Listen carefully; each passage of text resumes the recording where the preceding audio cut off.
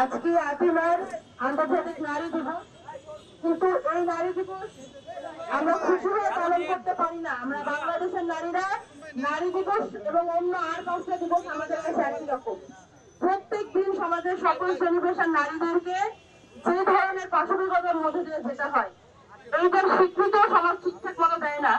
এবং আজকে আপনারা আফ্রিকার দিকে তাকান, আফ্রিকার ঘটনা কিন্তু একমাত্র না, গত কয়েকদিন ধরে এবং আজকেও এরকম ঘটনা দেখা গিয়েছে যে 4 বছরের একটা বাচ্চা মেয়ে।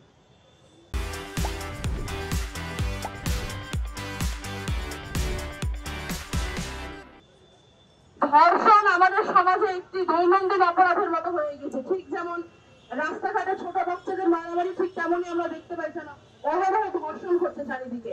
নারীর প্রতি সহিংসতা এমন চূড়ান্ত রূপে চলে গিয়েছে যে বর্তমানে নারীর নাগরিক মর্যাদা, নারীর আত্মমর্যাদা এবং তার সামাজিক স্বীকৃতি প্রশ্নবিদ্ধ।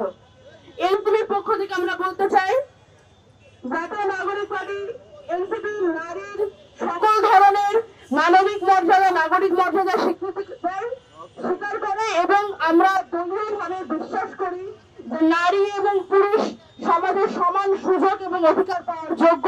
আর একই সাথে সামনের দিনে জননিরাপত্তা, নাগরিক নিরাপত্তা, নাগরিক মর্যাদা এবং নাগরিকের অধিকার নিয়ে এনসিপি কাজ করে যাবে।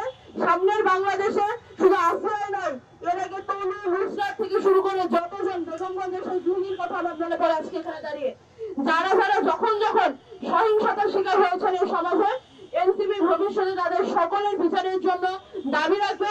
এবং একই সাথে আমি নুসরাত তাবাসসুম আমার জায়গা থেকে বলতে চাই, এই সরকারের শুধুমাত্র গ্রেফতার নয়, হাইকোর্টের মাধ্যমে সর্বোচ্চ বিচার নিশ্চিত করে বিচার প্রদান করাটাই জনগণের সামনে দেখানো দরকার।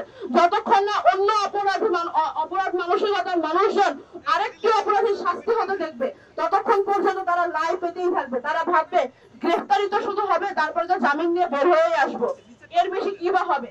অপরাধ কমানোর জন্য অপরাধের বিচার নিশ্চিত হওয়াটা এই সমাজে খুবই জরুরি। আজকে আমি এখান থেকে জানাতে চাই, আগামী বাংলাদেশের নারীর নিরাপত্তা নিশ্চিত করাই হবে আমাদের অন্যতম মূল লক্ষ্য। ধন্যবাদ।